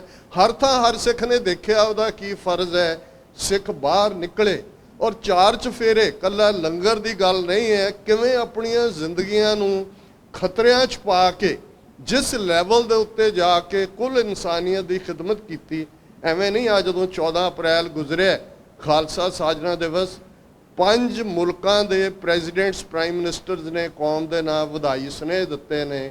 ਬਾਈਡਨ ਨੇ ਦਿੱਤਾ ਹੈ, ਜਸਟਿਨ ਟਰੂਡੋ ਨੇ ਦਿੱਤਾ ਹੈ, ਯੂਕੇ ਦੇ ਪ੍ਰੀਮੀਅਰ ਨੇ ਦਿੱਤਾ ਹੈ, ਆਸਟ੍ਰੇਲੀਆ ਦੇ ਨੇ ਦਿੱਤਾ ਹੈ। ਔਰ ਖਾਸ ਤੌਰ ਤੇ ਜਦੋਂ ਮੈਂ ਨਿਊਜ਼ੀਲੈਂਡ ਦੀ ਪ੍ਰਾਈਮ ਮਿਨਿਸਟਰ ਜਿਹੜੀ ਇੱਕ ਆਈਡੀਅਲ ਲੀਡਰ ਦੇ ਤੌਰ ਤੇ ਉੱਭਰੀ, ਜਿਵੇਂ ਉਹਨੇ ਨਿਊਜ਼ੀਲੈਂਡ 'ਚ ਕੋਵਿਡ-19 ਨੂੰ ਡੀਲ ਕੀਤਾ, ਉਹਦਾ ਦੇਖਿਆ ਤਾਂ ਉਸ ਦੇ ਮੈਸੇਜ ਬਾਰ-ਬਾਰ ਸਿੱਖਾਂ ਦਾ ਜ਼ਿਕਰ ਸੀ ਕਿ ਐਜ਼ ਏ ਰੋਲ ਮਾਡਲ ਉਹਨਾਂ ਨੇ ਕਿਵੇਂ ਕਮਿਊਨਿਟੀ ਨੂੰ ਅੱਗੇ ਆ ਕੇ ਦੱਸਿਆ ਕਿ ਫੈਲੋਸ਼ਿਪ ਕੀ ਹੁੰਦੀ ਹੈ, ਕਿਵੇਂ ਇੱਕ ਦੂਸਰੇ ਦੇ ਨਾਲ ਮੋਢਾ ਜੋੜ ਕੇ ਤੁਰੀਦਾ। ਇਹ ਗੁਰੂ ਦੀ ਬਖਸ਼ਿਸ਼ ਨਹੀਂ ਤਾਂ ਹੋਰ ਕੀ ਹੈ ਕਿ ਇਸ ਸਭ ਦੇ ਵਿੱਚ ਵਰਸਟ ਸਿਨੈਰੀਓ ਦੇ ਵਿੱਚ ਸਿੱਖਾਂ ਦਾ ਬੈਸਟ ਸਾਹਮਣੇ ਆਉਂਦਾ ਹੈ। ਔਰ ਜੇ ਭਾਰਤ ਦੇ ਹਵਾਲੇ ਨਾਲ ਗੱਲ ਕਰੀਏ, ਇਹ ਗੰਗਾ ਜਮਨਾ ਦੇ ਪੁੱਤਰ ਜਿਹੜੇ ਉਹਨਾਂ ਲੱਖਾਂ ਡੈੱਡ ਬਾਡੀਜ਼ ਨੂੰ ਦਰਿਆ ਦੇ ਕੰਢੇ ਤੇ ਬਿਨਾਂ ਕਫਨ ਔਰ ਸ਼ਮਸ਼ਾਨ ਘਾਟਾਂ 'ਚ ਪੈਸੇ ਲੈ ਕੇ ਸਾੜਨ ਤੱਕ ਦੀ ਗੱਲ, ਲੰਬੀਆਂ ਲਾਈਨਾਂ ਲੱਗੀਆਂ ਹੋਈਆਂ ਨੇ। ਦਿੱਲੀ ਦੇ ਹਾਕਮ ਲੁਕੇ ਹੋਏ ਨੇ। ਦਿੱਲੀ ਵਰਗੇ ਸ਼ਹਿਰ ਦੇ ਵੱਡੇ ਵੱਡੇ ਹਸਪਤਾਲਾਂ 'ਚ ਆਕਸੀਜਨ ਨਾਂ ਦੀ ਕੋਈ ਚੀਜ਼ ਨਹੀਂ ਹੈ। ਪਰ ਤੁਸੀਂ ਨੈਰੇਟਿਵ, ਜਦੋਂ ਮੈਂ ਝੂਠ ਦੀ ਗੱਲ ਕਰਦੇ, ਹਰਸ਼ਵਰਧਨ ਜਿਹੜਾ ਹੁਣ ਤਾਂ ਨਹੀਂ ਹੈ ਮਿਨਿਸਟਰ, ਇਹ ਉਸ ਕੋਵਿਡ ਪੀਰੀਅਡ 'ਚ ਹੈਲਥ ਮਿਨਿਸਟਰ ਸੀ, ਖੁਦ ਡਾਕਟਰ, ਔਰ ਉਹ ਪਾਰਲੀਮੈਂਟ 'ਚ ਖਲੋ ਕੇ ਕਹਿੰਦਾ ਹੈ ਕਿ ਸਾਡੇ ਕੋਲ ਕੋਈ ਡਾਟਾ ਨਹੀਂ ਹੈ ਕਿ ਇੱਕ ਵੀ ਬੰਦਾ ਜਿਹੜਾ ਉਹ ਆਕਸੀਜਨ ਦੀ ਕਮੀ ਨਾਲ ਮਰਿਆ ਹੋਏ। ਤੁਸੀਂ ਡਿਕਸ਼ਨਰੀਆਂ ਦੇਖੋਗੇ, ਪਹਿਲੀ ਵਾਰ ਆਕਸੀਜਨ ਲੰਗਰ ਨਾਂ ਦੀ ਟਰਮ ਡਿਕਸ਼ਨਰੀਆਂ 'ਚ ਆਈ ਕਿ ਲੰਗਰ ਤਾਂ ਫੂਡ ਨੂੰ ਕਹਿੰਦੇ ਨੇ। ਸਮਝ ਆਉਂਦੀ ਹੈ ਕਿ ਭਾਈ ਇਹ ਕੀ ਹੈ। ਇਹ ਸਿੱਖ ਨੌਜਵਾਨ ਅੱਗੇ ਨਿਕਲਦੇ ਨੇ, ਸਿੱਖ ਜਵਾਨੀ ਅੱਗੇ ਆਉਂਦੀ ਹੈ। ਉਹ ਦਿੱਲੀ ਹੋਏ, ਉਹ ਨਾਲ ਲੱਗਦੇ ਗਾਜ਼ੀਆਬਾਦ ਹੋਏ, ਦੂਜੇ ਹੋਣ, ਯੂਪੀ ਭਰ 'ਚ ਲੋਕ ਮੀਲਾਂ ਤੱਕ ਲਾਈਨਾਂ ਲੱਗੀਆਂ ਨੇ ਗੱਡੀਆਂ ਦੀਆਂ, ਉਹ ਲੈ ਕੇ ਬੈਠੇ ਨੇ ਕਿ ਭਾਈ ਸਿੱਖਾਂ ਨੇ ਕਿੱਥੋਂ ਆਕਸੀਜਨ ਪ੍ਰੋਕਿਓਰ ਕੀਤੀ ਹੈ, ਕਿਵੇਂ ਕੀ ਕੀਤਾ ਹੈ। ਇਹ ਜੇ ਇਸ ਗੱਲ ਨੂੰ ਇਮੈਜਿਨ ਕਰੋ ਕਿ ਸਾਡੇ ਕੋਲ ਰਾਜ ਸ਼ਕਤੀ ਨਹੀਂ ਹੈ, ਕੋਈ ਸੈਂਟਰਲ ਲੀਡਰਸ਼ਿਪ ਨਹੀਂ ਹੈ, ਕੋਈ ਕਿਸੇ ਨੂੰ ਕਮਾਂਡ ਦੇਣ ਨਹੀਂ ਗਿਆ। ਜਿਹੜੀਆਂ ਸਾਡੀਆਂ ਇੰਸਟੀਟਿਊਸ਼ਨਸ ਸੀ ਉਹ ਉਵੇਂ ਹੀ ਜਾਂ ਨਕਾਰਾ ਕਰ ਦਿੱਤੀਆਂ ਨੇ ਜਾਂ ਕਰਪਟ ਕਰ ਦਿੱਤੀਆਂ ਨੇ। ਗੁਰਦੁਆਰਾ ਕਮੇਟੀਆਂ ਦਾ ਹਾਲ ਦੇਖਣਾ ਹੋਏ ਤਾਂ ਪੰਜਾਬ ਦੀਆਂ ਚੋਣਾਂ ਵੇਲੇ ਜਾਂ ਮੋਦੀ ਦੀਆਂ ਨੌਟੰਕੀਆਂ ਦੇ ਵੇਲੇ Delhi committee, Patna Sahib committee, Jammu Kashmir Gurdwara board, Hazur Sahib ਦੀ ਸ਼ਿਵ ਸੈਨਾ ਵਾਲੀ ਕਮੇਟੀ, ਇਹਨਾਂ ਸਾਰਿਆਂ ਨੂੰ ਦੇਖੋਗੇ ਕਿਵੇਂ ਕਿਤੇ 34 ਦਾ ਡੈਲੀਗੇਸ਼ਨ ਹੈ, ਕਿਤੇ ਗੋਲ ਪੱਗਾਂ, ਕਿਤੇ ਚੋਲੇ, ਤੁਹਾਨੂੰ ਮੋਦੀ ਦੇ ਆਲੇ ਦੁਆਲੇ ਬੈਠੇ ਉਹਦੇ ਅੱਗੇ ਨੱਕ ਰਗੜ ਰਹੇ ਨੇ, ਉਹਨੂੰ ਕਹਿ ਰਹੇ ਨੇ ਜੋ ਤੁਸੀਂ ਸਾਡੇ ਲਈ ਕੀਤਾ ਹੀ ਕਿਸੇ ਨੇ ਨਹੀਂ ਅੱਜ ਤੱਕ। ਇੱਕ ਪਾਸੇ ਇਹ ਵੀ ਲਾਈਨ ਹੈ, ਇਹ ਵੀ ਨਾਲ ਹੀ ਰਹਿਣੇ ਨੇ। ਇੱਕ ਵਾਰ ਇੱਕ ਵੀਰ ਕਹਿਣ ਲੱਗੇ ਜੀ ਸਿੱਖਾਂ 'ਚ ਗੱਦਾਰ ਬੜੇ ਨੇ। ਮੈਂ ਕਿਹਾ ਜੀ ਸਰਦਾਰ ਵੀ ਬੜੇ ਨੇ।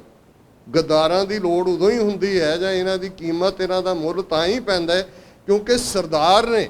ਔਰ ਇਹ ਵੀ ਇੱਕ ਪਾਸੇ ਇਹ ਨੈਰੇਟਿਵ ਵੀ ਚੱਲ ਰਿਹਾ ਹੈ ਕਿ ਕਿਵੇਂ ਝੂਠ ਨੂੰ ਸੱਚ ਬਣਾਇਆ ਜਾ ਰਿਹਾ ਹੈ। ਪਰ ਦੂਸਰੇ ਪਾਸੇ ਜਦੋਂ ਅਸੀਂ ਰਾਜ ਸ਼ਕਤੀ ਦੀ ਗੱਲ ਕਰਦੇ, ਉਹਦੇ 'ਚ ਅਸੀਂ ਕਿਸਾਨ ਅੰਦੋਲਨ, ਜੋ ਕਿ ਮੈਂ ਆਲਮੋਸਟ 3 ਸਾਲ ਬਾਅਦ ਇਸ ਸਟੇਜ ਤੋਂ ਐਡਰੈਸ ਕਰ ਰਹੇ ਹਾਂ, ਬਹੁਤ ਸਾਰੇ ਇਸ਼ੂ ਕੁਇਕਲੀ ਮੈਂ ਟੱਚ ਅਪਾਉਨ ਵੀ ਕਰਨਾ ਚਾਹੁੰਦਾ। ਜਿਹੜੀ ਸਾਡੀ ਸਟਰੈਂਥ ਵੀ ਹੈ, ਲਰਨਿੰਗ ਐਕਸਪੀਰੀਅੰਸ ਵੀ ਨੇ, ਤੇ ਪੋਲੀਟੀਕਲ ਪਾਵਰ ਕੀ ਹੁੰਦੀ ਹੈ ਤੇ ਕਿਵੇਂ ਪੋਲੀਟੀਕਲ ਪਾਵਰ ਨੈਰੇਟਿਵ ਚੇਂਜ ਕਰਦੀ ਹੈ, ਇਹਦੀ ਗੱਲ ਵੀ ਹੈ। ਲਗਭਗ 13 ਮਹੀਨੇ ਚੱਲੀ ਕਿਸਾਨ ਲਹਿਰ, 3 ਖੇਤੀ ਕਾਨੂੰਨਾਂ ਦਾ ਜ਼ਿਕਰ ਤੁਸੀਂ ਅਕਸਰ ਪੜ੍ਹਦੇ ਹੋ, ਪਰ ਅੱਜ ਦੇ ਦਿਨ ਨਾਲ ਇਸ ਦਾ ਇੱਕ ਸੰਬੰਧ ਜੁੜਦਾ ਹੈ।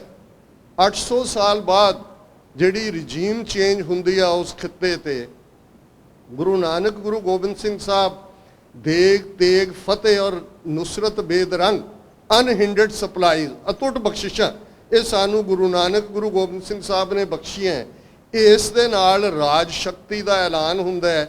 ਉਹ ਲੋਕਾਂ ਦਾ ਰਾਜ ਹੈ, ਪੀਪਲਜ਼ ਡੈਮੋਕ੍ਰੇਸੀ ਹੈ। ਤੇ ਪਹਿਲਾ ਆਰਡਰ, ਪਹਿਲੀ ਪ੍ਰੋਕਲੇਮੇਸ਼ਨ ਜਿਹੜੀ ਖਾਲਸਾ ਰਾਜ ਦੀ ਸਥਾਪਨਾ ਦੇ ਨਾਲ ਹੁੰਦੀ ਹੈ, ਜ਼ਮੀਨ ਵਾਹੁਣ ਵਾਲਾ ਜ਼ਮੀਨ ਦਾ ਮਾਲਕ ਹੈ। Tiller of the land is the owner of the land. ਹੁਣ ਤੁਸੀਂ ਫ੍ਰੈਂਚ ਰੈਵੋਲੂਸ਼ਨ ਦੀ ਗੱਲ ਕੀਤੀ, ਲੈਂਡ ਰਿਫਾਰਮਸ ਦੀ ਗੱਲ ਕੀਤੀ। ਇਸ ਤੋਂ ਲਗਭਗ 70 ਪਲੱਸ ਸਾਲ ਪਹਿਲਾਂ ਇਨਸਾਨੀ ਤਾਰੀਖ ਦੇ ਵਿੱਚ ਪਹਿਲੀ ਵਾਰ ਹੋਇਆ। ਅੱਜ ਅਸੀਂ ਬਹੁਤ ਵਾਰ ਜਦੋਂ ਲਫ਼ਜ਼ ਜੱਟ ਜ਼ਿਮੀਂਦਾਰ ਵਰਤਦੇ ਹਾਂ ਤਾਂ ਸਿਨੋਨਿਮਸ ਹੈ, ਕਿਉਂਕਿ ਕੋਈ ਐਸਾ ਜੱਟ ਨਹੀਂ ਹੈ ਜਿਹੜਾ ਜ਼ਿਮੀਂਦਾਰ ਨਾ ਹੋਏ, ਭਾਵੇਂ ਇੱਕ ਇਕੱਲਾ ਹੀ ਅੱਜ ਰਹਿ ਗਿਆ ਹੋਏ। ਹੁਣ ਇਹ ਕੋਈ ਆਪ ਨਹੀਂ ਵਾਪਰਿਆ, ਇਹ ਸਦੀਆਂ ਤੋਂ ਨਹੀਂ ਵਾਪਰਿਆ। ਇਹ ਕ੍ਰਿਸ਼ਮਾ 312 ਸਾਲ ਪਹਿਲਾਂ ਹੋਇਆ ਸੀ, ਜਦੋਂ ਕਿ ਰਾਜ ਭਾਗ ਦੇ ਸਥਾਪਿਤ ਹੁੰਦਿਆਂ ਉਹਨਾਂ ਕਿਹਾ ਕਿ ਹੁਣ ਕੋਈ ਜ਼ਿਮੀਂਦਾਰ, ਅਦਰਵਾਈਜ਼ ਜ਼ਮੀਨ ਦਾ ਮਾਲਕ ਹੋਰ ਸੀ, ਖੇਤੀ ਕਰਨ ਵਾਲਾ ਮੁਜਾਰਾ ਸੀ, ਉਸ ਦਾ ਉਹ ਟਿਲਰ ਆਫ ਦਾ ਲੈਂਡ ਸੀ। ਸਿੱਖ ਰਾਜ ਇਹ ਹੈ, ਜਦੋਂ ਤੁਸੀਂ ਪੋਲੀਟੀਕਲ ਤਬਦੀਲੀ ਦੇਖਦੇ ਹੋ ਕਿ ਜ਼ਮੀਨ ਵਾਹੁਣ ਵਾਲਾ ਜ਼ਮੀਨ ਦਾ ਮਾਲਕ ਹੈ, ਜਿਹੜਾ ਜ਼ਮੀਨ ਦੇ ਵਿੱਚ ਆਪਣਾ ਖੂਨ ਪਸੀਨਾ ਇੱਕ ਕਰ ਰਿਹਾ ਹੈ, ਉਸ ਦੀ ਕਮਾਈ ਕੋਈ ਹੋਰ ਖਾਏ, ਇਹ ਕਿਵੇਂ ਕਬੂਲ ਹੈ? ਕਿਉਂਕਿ ਸਿੱਖੀ ਦੇ ਅੰਦਰ ਕਾਨਸੈਪਟ ਇਸ ਨਾਲ ਜੁੜਿਆ ਹੋਇਆ ਹੈ, ਘਾਲ ਖਾਏ ਕਿਛ ਹੱਥੋਂ ਦੇ, ਨਾਨਕ ਰਾਹ ਪਛਾਣੇ ਸੇ। ਘਾਲਣਾ ਦੀ ਕਮਾਈ ਕਰਨੀ ਔਰ ਉਸ ਚੋਂ ਵੀ ਵੰਡ ਕੇ ਖਾਣਾ, ਉਹਨਾਂ ਦੇ ਲਈ ਰੱਬ ਦੇ ਦਰਵਾਜ਼ੇ ਖੁੱਲ੍ਹਦੇ ਨੇ। ਔਰ ਇਹੀ ਦਾਵਾ ਸੀ ਜਦੋਂ ਸਿੱਖਾਂ ਨੇ ਉਸ ਪੰਜਾਬ ਦੀ ਧਰਤੀ ਦੇ ਉੱਤੇ ਲੋਕ ਹੱਕਾਂ ਦੀ ਲਹਿਰ, ਜਿਸ ਨੇ ਅਲਟੀਮੇਟਲੀ ਤਬਦੀਲੀ ਲਿਆਂਦੀ ਵਿੱਢੀ, ਤਾਂ ਇਹੀ ਗੁਰਮਤਾ ਸੀ, ਪੰਜਾਬ ਦੌਲਤ ਯਾਹੀ ਤੇ ਸਿੱਖ ਖਾਹੇ, ਦੱਖਣੀ ਪੱਛਮੀ ਕਿਮ ਲੈ ਜਾਹੇ। ਕਿ ਸਾਡੇ ਰਿਸੋਰਸਿਸ, ਸਾਡੀ ਪੰਜਾਬ ਦੀ ਦੌਲਤ, ਇਸ ਦੇ ਉੱਤੇ ਇਹ ਗੁਰੂ ਕਾ ਖਾਲਸਾ ਜਿਹੜਾ ਇਸ ਧਰਤੀ ਦਾ ਵਾਰਿਸ ਹੈ, ਉਸ ਦਾ ਹੱਕ ਹੈ।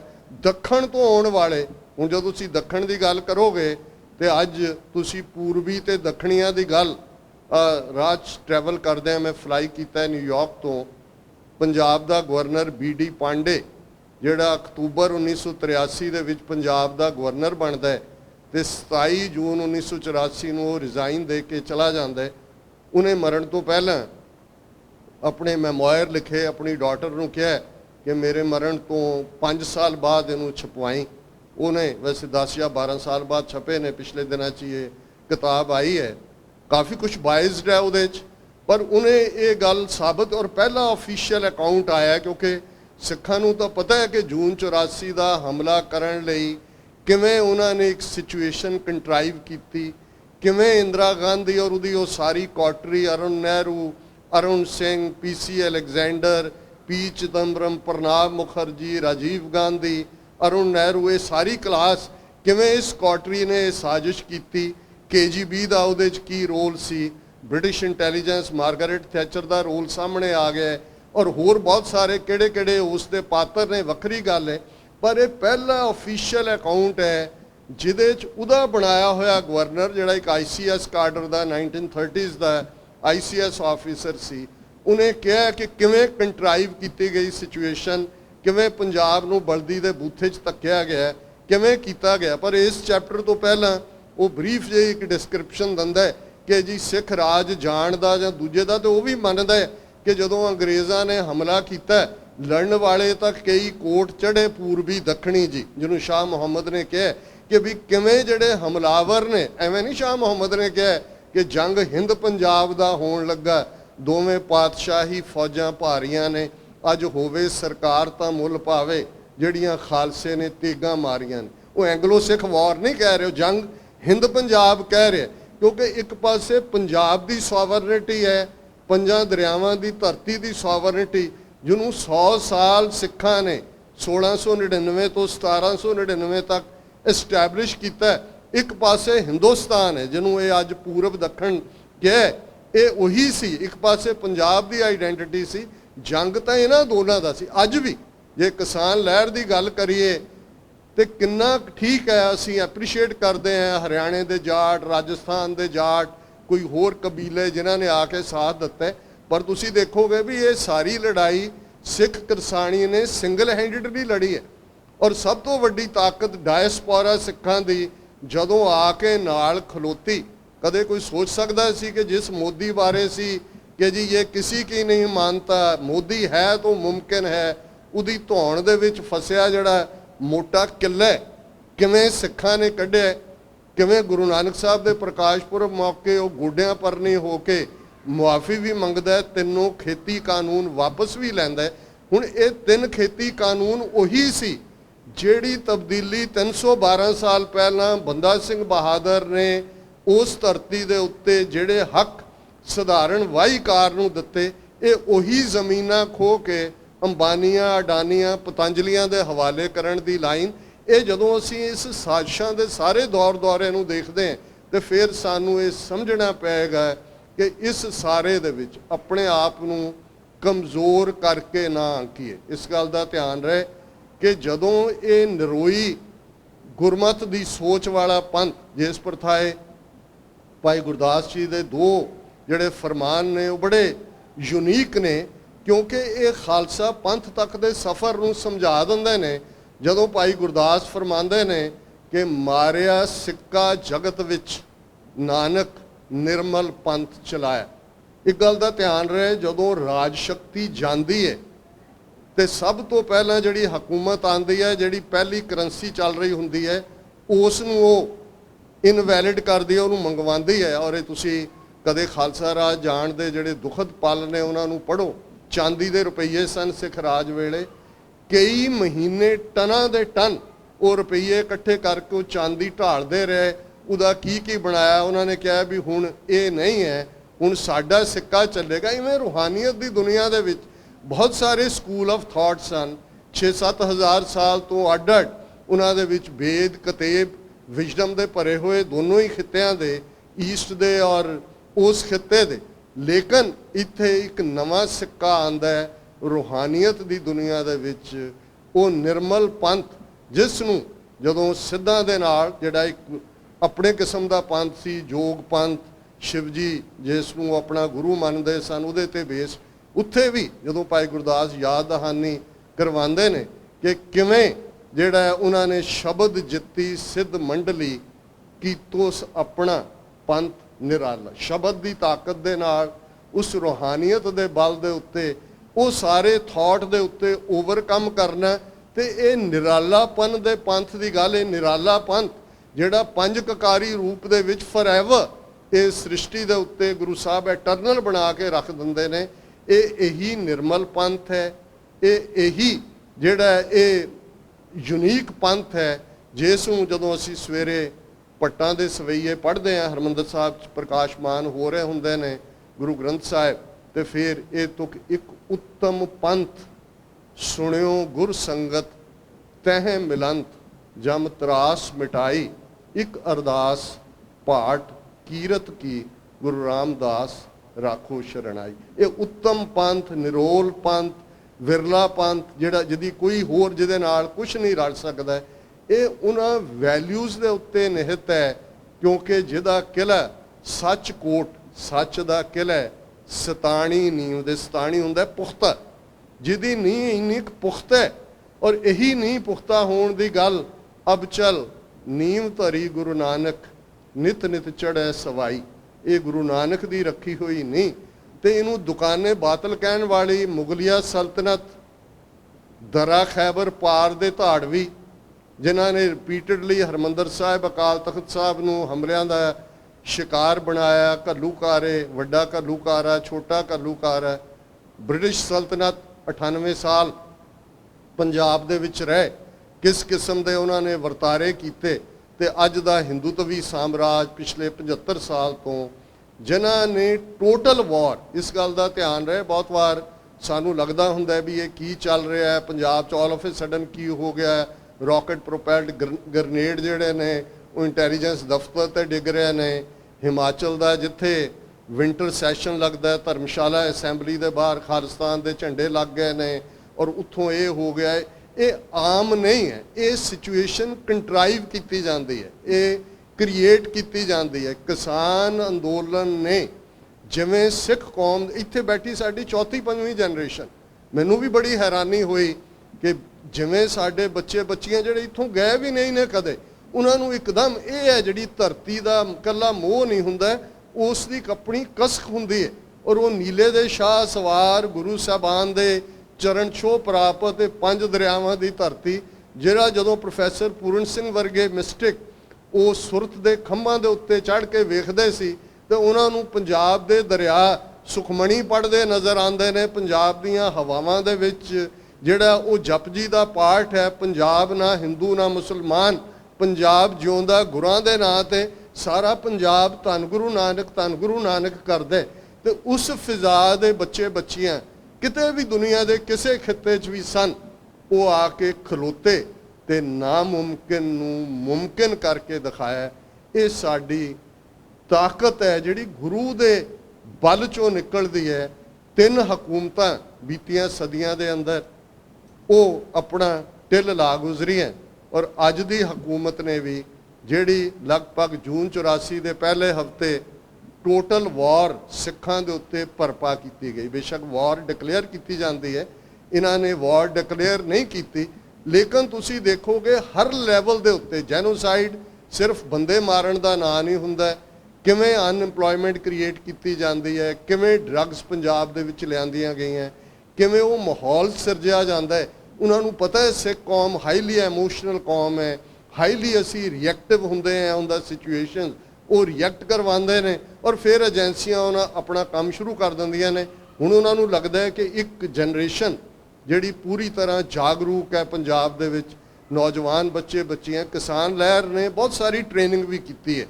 ਦੀਪ ਸਿੱਧੂ 2 ਸਾਲ ਦਾ ਉਹਦਾ ਪੀਰੀਅਡ ਜੇ ਉਹ ਇੱਕ ਆਈਕੋਨਿਕ ਫਿਗਰ ਦੇ ਤੌਰ ਤੇ ਉਸ ਜਨਰੇਸ਼ਨ ਦੇ ਵਿੱਚ ਵੀ ਉੱਭਰਦਾ ਜਿਨ੍ਹਾਂ ਦੇ ਨਾਲ ਸ਼ਾਇਦ ਸਾਡਾ ਕਨੈਕਟ ਨਹੀਂ ਸੀ, ਲੇਕਿਨ ਇਹਦਾ ਇੱਕ ਰੀਜ਼ਨ ਵੀ ਇਹੀ ਹੈ ਕਿ ਅਲਟੀਮੇਟਲੀ ਹਰ ਜਨਰੇਸ਼ਨ ਦੇ ਵਿੱਚ ਕੁਝ ਤਬਦੀਲੀਆਂ ਤਾਂ ਹੁੰਦੀਆਂ ਨੇ। ਉਹਨਾਂ ਨੂੰ ਵੀ ਨਜ਼ਰ ਆਇਆ ਕਿ ਭਾਈ ਕਿ ਆਈਕੋਨਿਕ ਇੱਕ ਕਾਮਯਾਬ ਵਕੀਲ, ਕਾਮਯਾਬ ਮਾਡਲਿੰਗ ਦੀ ਦੁਨੀਆ 'ਚ ਕਾਮਯਾਬ ਐਕਟਰ, 1 ਕਰੋੜ ਰੁਪਏ ਦੀ ਗੱਡੀ ਚਲਾਉਣ ਵਾਲਾ ਇੱਕ ਦੂਜਾ, ਉਹ ਆ ਕੇ ਸਾਡੇ 'ਚ ਬਹਿ ਗਿਆ, ਕਹਿੰਦਾ ਗੱਲ ਕੱਲੀ ਫਸਲਾਂ ਦੀ ਨਹੀਂ ਹੈ, ਗੱਲ ਨਸਲਾਂ ਦੀ ਵੀ ਹੈ। ਫਿਕਰ ਕਰੀਏ ਅਸੀਂ ਆਪਣੀਆਂ ਨਸਲਾਂ ਕਿਵੇਂ ਬਚਾਉਣੀਆਂ ਨੇ, ਔਰ ਉਹ ਵੀ ਹਕੂਮਤ ਲਈ ਵੱਡਾ ਖਤਰਾ ਬਣ ਜਾਂਦਾ ਹੈ। ਪਿਛਲੇ 2 ਹਫ਼ਤੇ ਦੇ ਵਿੱਚ ਤੁਸੀਂ ਦੇਖੋਗੇ ਜਿਹੜੀਆਂ ਗ੍ਰਿਫਤਾਰੀਆਂ ਪੰਜਾਬ 'ਚ ਹੋ ਰਹੀਆਂ ਨੇ, ਜਿਨੇ ਵੀ ਉਸ ਕਿਸਮ ਦਾ ਜਿਹੜਾ ਜਿਹਦੀ ਕੰਪਨੀ ਰਹੀ ਹੈ ਉਹਨਾਂ ਨੂੰ ਉਹ ਚੁੱਕ ਰਹੇ ਨੇ, ਉਹਨਾਂ ਦੇ ਕੋਲ ਉਹਨਾਂ ਦਾ ਇੱਕ ਏਜੰਡਾ ਹੈ। ਔਰ ਇਹ ਆਮ ਆਦਮੀ ਪਾਰਟੀ ਜਾਂ ਦੂਜੇ ਆਪਣੇ ਵੀ ਲੋਕ, ਮੈਂ ਜਦੋਂ ਇਹ ਕਿਹਾ ਕਿ ਅਸੀਂ ਹਾਈਲੀ ਐਮੋਸ਼ਨਲ ਲੋਕ ਹੈ, ਔਰ ਐਮੋਸ਼ਨ ਕ੍ਰਿਸਚੀਅਨਿਟੀ ਤਾਂ ਉਹਨੂੰ ਸਿਨ ਕਹਿੰਦੇ ਹੈ, 7th ਸਿਨ। ਬਹੁਤ ਵਾਰ ਫੈਸਲੇ ਜਿਹੜੇ ਜਜ਼ਬਾਤਾਂ 'ਚ ਹੁੰਦੇ ਨੇ ਉਹ ਬਹੁਤ ਵਾਰ ਦਰੁਸਤ ਨਹੀਂ ਹੁੰਦੇ। ਇੱਕ ਜਜ਼ਬਾਤ ਆਪਣੇ ਪਿਆਰੇ ਲਈ ਹੈ, ਆਪਣੇ ਪ੍ਰੀਤਮ ਲਈ ਹੈ, ਉਹਦੇ ਲਈ ਅਸੀਂ ਹੋਂ ਖੜੀ ਨਿਮਾਣੀ ਪੰਥ ਕਿੰਨਾ ਅਸੀਂ ਗੁਰਵਾਕ ਦੁਹਰਾ ਸਕਦੇ ਹਾਂ। ਪਰ ਸਿਆਸੀ ਜੀਵਨ ਦੇ ਅੰਦਰ ਜਦੋਂ ਕੌਮਾਂ ਠਹਿਰਾਵ ਦੇ ਨਾਲ ਆਪਣਾ ਹਾਨ ਲਾ ਵਿਚਾਰੇ ਬਿਨਾਂ ਫੈਸਲੇ ਲੈਂਦੀਆਂ ਨੇ, ਜਿਵੇਂ 47 ਦੇ ਦੌਰ 'ਚ ਸਾਡੀ ਲੀਡਰਸ਼ਿਪ ਡਿਸਾਈਡ ਹੀ ਨਹੀਂ ਕਰ ਪਾਈ ਔਰ ਅਲਟੀਮੇਟਲੀ ਇੱਕ ਗੁਲਾਮੀ 'ਚੋਂ ਨਿਕਲ ਕੇ ਦੂਸਰੀ 'ਚ ਆਏ, ਤਾਂ ਉਹਨਾਂ ਦੀ ਫਿਰ ਸਜ਼ਾ ਵੀ ਹੁੰਦੀ ਹੈ, ਜਿਹਦੇ ਬਾਰੇ ਅਕਸਰ मैं उर्दू का कपलेट दोहराता है कि वो वक्त भी देखा तारीख की घड़ियों ने जब लम्हों ने खता की सदियों ने सज़ा पाई। कई बार लम्हे कुछ सैकेंड्स की गलती तुहानू सदियां दी मार दिंदी है। अज भी असी ये जो पंजाब दे विच चेंज होप सी कि किसानी लहर चों कोई कलैक्टिव लीडरशिप बेशक जिहड़ी पंजाब दे इकनॉमिकल इंटरस्ट दे उत्ते पंजाब दी प्रॉस्पैरिटी दे उत्ते होए, पर किवें कामरेडी लाने ने उस सारे नूं डिस्ट्रॉय किया जां एजेंसियां ने करवाया। और असी इन्हां पहले चोरां तो अक्के होया ने ये कहा कि भाई हुण इन्हां दी थां भावें काला चोर आ जाए, वाकई असी वो काला चोर लै आंदा ते वो काला चोर की कर रहा है ते उस दे अग्गों जिहड़े खड़े कीते हुए पंजाब दे विच जिहड़ियां कठपुतलियां ने वो की कर रही हैं, उस तो तुसी वाकफ हो। ये चैलेंजिज ने और इन्हां सारियां नूं जदों असी जुड़ बैठते हैं, परिवारक खुशियां दे मौके भी, कोई दुखदाई वापरदा तां भी, गल तां साडी पंथ दी ही जिहड़ी फोकस रहिंदी, अरदास भी साडी उही हुंदी है। आनंद साहिब असी खुशी दे मौके भी और दूसरे मौके ते भी पढ़दे हैं, पर यह फिक्र अज हर एक सिख नूं है जिहदे नाल नाल सिंह कौर लगा होया है, जिहड़ा गुरु ग्रंथ साहिब दे उत्ते जिस दा इतकाद है, जिहड़ा खालसे दियां चौंकियां झंडे बुंगे जुगो जुग अटल दी अरदास करदा है। इहदे बावजूद कमजोरियां भी ने, कमियां भी ने, पर जिवें मैं कहा कि साडे विचला बेस्ट गुरु आप वसदा। और अक्सर जदों कोई मेरा जिहड़ी प्रेजेंटेशन है मुकम्मल नहीं होएगी, जे मैं 20वीं सदी के महान सिख संत जरनैल सिंह जी खालसा पिंडां वालियां दी गल ना करां कि हुंदे उही लोक ने, उन्हां दे अंदर कुछ चीज़ां लेटेंट पईयां, कुछ गवाचियां हुंदियां। अकाल पुरख की रहमत दे नाल कोई वरोसाई हुई रूह आउंदी है, वो वंगारदी है, तो उस चों ਜਿਹੜਾ ਹੈ ਫਿਰ ਕਈ ਕੁਝ ਐਸਾ ਸਾਹਮਣੇ ਆ ਜਾਂਦਾ ਹੈ। ਉਸ ਮਹਾਨ ਰੂਹ ਨੇ ਆ ਕੇ ਇਹੀ ਰਿਮਾਈਂਡਰ ਕਰਵਾਇਆ ਸੀ ਕਿ ਇਹ ਸਾਡੀਆਂ ਮੰਗਾਂ ਨਹੀਂ, ਹੱਕ ਨੇ। ਮੰਗਾਂ ਮੰਗੀਆਂ ਜਾਂਦੀਆਂ ਨੇ, ਹੱਕ ਲਏ ਜਾਂਦੇ ਨੇ। ਤੇ ਪੰਜਾਬ ਦੀ ਧਰਤੀ ਨੇ ਜਿਵੇਂ ਫਿਰ ਉਸ ਕੇਸਰੀ ਕਾਫਲੇ ਦੇ ਸੈਲਾਬ ਨੂੰ ਦੇਖਿਆ, ਕਿਵੇਂ ਇੱਕ ਨਵਾਂ ਇਤਿਹਾਸ ਸਿਰਜਿਆ ਗਿਆ, ਕਿਵੇਂ 20ਵੀਂ ਸਦੀ ਦੇ ਇਸ ਦੂਸਰੇ ਐਂਡ ਤੇ ਆ ਕੇ ਸਾਡੇ ਬੇਅੰਤ ਸਿੰਘਾਂ, ਸਤਵੰਤ ਸਿੰਘਾਂ, ਸਾਡੇ ਜਿੰਦਿਆਂ, ਸੁੱਖਿਆਂ, ਦਿਲਾਵਰ ਸਿੰਘਾਂ, ਹਵਾਰਿਆਂ ਨੇ ਕਿਵੇਂ ਇੱਕ ਨਵਾਂ ਇਤਿਹਾਸ, ਆਈਕੋਨਿਕ ਫਿਗਰਸ ਬਣ ਕੇ ਉਹ ਸਾਹਮਣੇ ਆਏ। ਔਰ ਅੱਜ ਵੀ ਚੈਲੰਜਸ ਸਾਹਮਣੇ ਨੇ, ਉਹਨਾਂ ਨੂੰ ਐਨਾਲਾਈਜ਼ ਕਰਨਾ, ਉਹਨਾਂ ਦੇ ਉੱਤੇ ਐਕਟ ਕਰਨਾ, ਇਹ ਸਾਡਾ ਕੰਮ ਹੈ। ਪਰ ਇਹਦੇ ਚੋਂ ਫਰਸਟ੍ਰੇਸ਼ਨ, ਡੈਸਪੈਰੇਸ਼ਨ ਨਹੀਂ ਹੋਣੀ ਚਾਹੀਦੀ। ਸਾਡਾ ਬੈਸਟ ਵੀ ਜੇ ਅਸੀਂ ਯੂਕਰੇਨ ਕ੍ਰਾਈਸਿਸ ਦੇ ਹਵਾਲੇ ਨਾਲ ਦੇਖੀਏ ਕਿ ਕਿਵੇਂ ਅੱਜ ਵੀ ਯੂਨਾਈਟਿਡ ਸਿੱਖਸ ਆਰਗੇਨਾਈਜੇਸ਼ਨ, ਜਿਨ੍ਹਾਂ ਨੇ ਪੋਲੈਂਡ ਦੇ ਬਾਰਡਰ ਦੇ ਉੱਤੇ ਪਿਛਲੇ 2.5 ਮਹੀਨੇ ਤੋਂ ਇਸ ਲੈਵਲ ਦਾ ਹਿਊਮੈਨਿਟੇਰੀਅਨ ਏਡ ਦਾ ਕੰਮ ਆਰੰਭਿਆ ਹੋਇਆ ਹੈ, ਜਿਸ ਦਾ ਨੋਟਿਸ BBC ਤੋਂ ਲੈ ਕੇ ਇੰਟਰਨੈਸ਼ਨਲ ਮੀਡੀਆ ਲੈ ਰਿਹਾ ਹੈ। ਔਰ ਇੱਕ BBC ਦਾ ਕੋਰਸਪੋਂਡੈਂਟ ਇੱਕ ਪ੍ਰੋਮੀਨੈਂਟ ਐਕਟਿਵਿਸਟ ਨੂੰ ਯੂਨਾਈਟਿਡ ਸਿੱਖਸ ਦੇ ਨੂੰ ਇੰਟਰਵਿਊ ਕਰਦਾ, ਉਹ ਕਹਿੰਦਾ ਤੁਸੀਂ ਅਮਰੀਕਾ 'ਚ ਰਹਿੰਦੇ ਹੋ, ਤੁਹਾਡਾ ਇਹਦੇ ਨਾਲ ਕੀ ਲਾਗਾ ਦੇਗਾ ਜਾਂ।